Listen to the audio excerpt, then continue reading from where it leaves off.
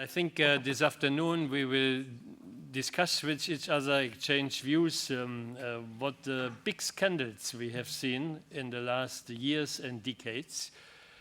Scandals that destroyed the ecosystems, that destroyed thousands and hundred thousands of lives, and those who are responsible are not really taken to responsibility and sanctioned. It is only with real sanctions, with proportional fines, and the ability to enforce them that we will have a truly effective EU criminal law framework that can serve as an effective tool for environmental protection. And a strong legal framework for the environment and institutions like the European and international environmental courts can play a central role in this process. What is an international crime? What is an international environmental crime? Do we know that? Because a crime, to be a crime, has to be designed. The fact, the conduct, has to be described in a legal fashion.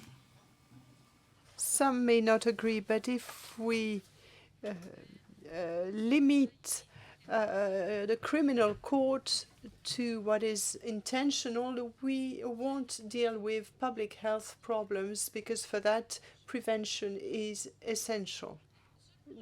The very threat of sanction is very powerful. This is quite easy to prove. But here you have a lot of disasters which are silent and which bring about their consequences 20 or 30 years later, like with asbestos, and you have to prove this indifference to the health of people. A number of things that are not clear, even 2 years or nearly 3 years after Fukushima. So when it comes to health, well, there is a need to follow up on tens of thousands of people, young people. Who is going to do that? That follow-up needs to be controlled, checked, audited. As a journalist, when you inquire about this, you face tremendous difficulties. We have a proof that the company is lying when it says that the pollution was created by Ecuador.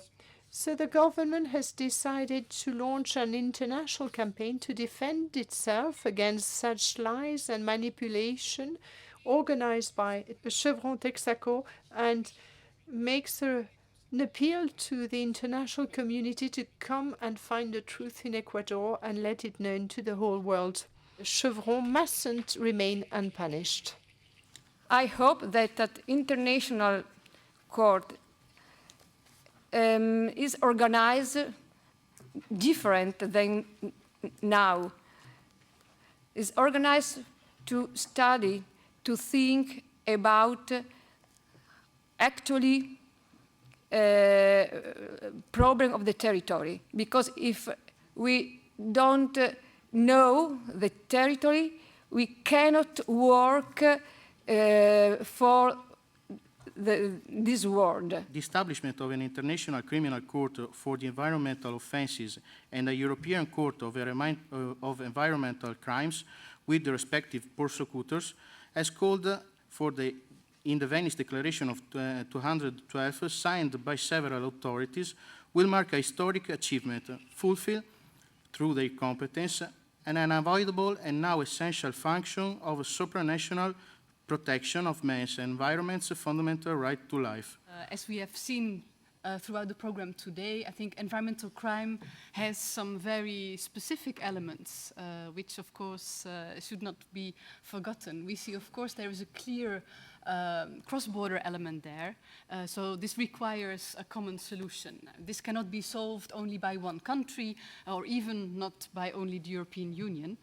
And I think also the environmental crime is special because very often this is also linked to other forms of crimes, be it tax evasion, money laundering, organized crime. We had already an international criminal court which works well. So should we create a new section in the criminal court with an additional protocol to the Rome Treaty? We could discuss that issue.